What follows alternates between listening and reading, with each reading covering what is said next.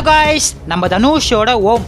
So இந்த ஓம் படத்துக்கான ஒரு அல்டிமேட்டான எதிர்பார்க்காத அப்டேட்டோட இப்போ வந்திருக்கேன். தனுஷ் இப்போ சினிமா துறையில ஒரு பிஸியான ஆக்டரா மாறி இருக்காரு.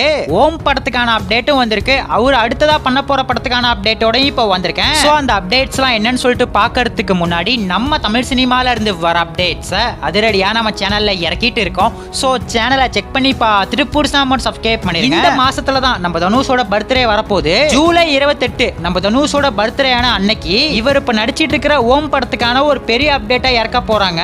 ஏற்கனவே படத்துக்கான டைட்டில் டீசர் வந்து ஒரு பயங்கரமான சம்பவத்தை பண்ணுச்சு. அதுலயும் முக்கியமா சாய் அபியங்கர் இசை அபியங்கரோட மியூசிக் பயங்கரமா இருந்துச்சு. படத்தை பாத்தீங்கன்னா வர அக்டோபர் 16 பயங்கரமா இறக்க போறாங்க. ஆனா ஒரு பக்கம் நம்ம தலைவரோட ஜெயிலர் 2 அந்த ஒரு டேட்டா புடிச்சிட்டாங்க. இப்போ ஓம் படமும் ஜெயிலர் 2 கிளாஷ் ஆகுமா இல்லனா ஏதாச்சும் ஒரு படம் தள்ளி போகுமான்னு வெயிட் பண்ணி தான் பார்க்கணும். இப்போ ஜூலை 28 நம்ம தனுஷோட பர்த்டேவை பொறுத்தவரையும் என்ன அப்டேட் ப்ரோ வரப்போகுது அப்படின்னு கேட்டா ஃபர்ஸ்ட் சிங்கிள் தாங்க. சோ இந்த ஓம் படத்துக்கான ஒரு பயங்கரமான ஃபர்ஸ்ட் சிங்கிள் ரெடி பண்ணிருக்காங்க.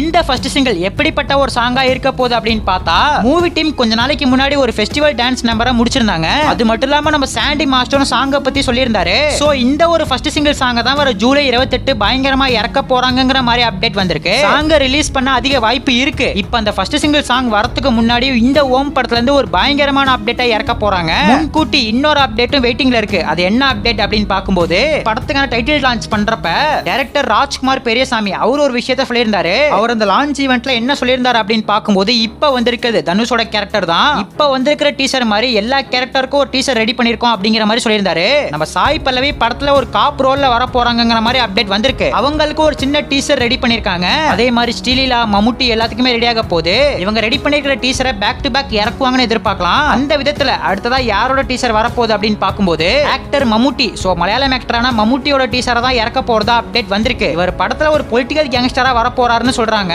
இவரோட பேரு கார்த்திகேயன் அப்படிங்கிற மாதிரியும் சொல்றாங்க. சோ இவரோட கேரக்டர் டீசரை தான் ரொம்ப கூடிய சீக்கிரம் இறக்க போறாங்கங்கிற மாதிரி அப்டேட் வந்திருக்கு. ஜூலை 28 ஃபர்ஸ்ட் சிங்கிளும் வர அதிக வாய்ப்பு இருக்கு. சோ காத்திருந்து பார்க்கலாம். நம்ம தனுஷோட அடுத்த படத்துக்கான அப்டேட் என்ன ப்ரோ ஆச்சு அப்படின்னு கேட்டா, அதுக்கான ஒரு சின்ன இன்ட் போஸ்டர் மூலமா இப்ப கன்ஃபார்ம் பண்ணிருக்காங்க.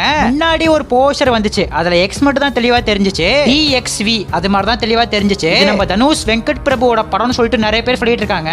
ஆக்சுவலா முன்னாடி என்ன ரூமர் வந்துச்சு அப்படின்னு பார்க்கும்போது, நம்ம எஸ்கேக்கு வெங்கட் பிரபு ஒரு கதை வச்சிருந்தாரு. அந்த ஒரு கதையில தான் நம்ம தனுஷ் நடிக்க போறாருன்னு டாக்ஸ் வந்துச்சு.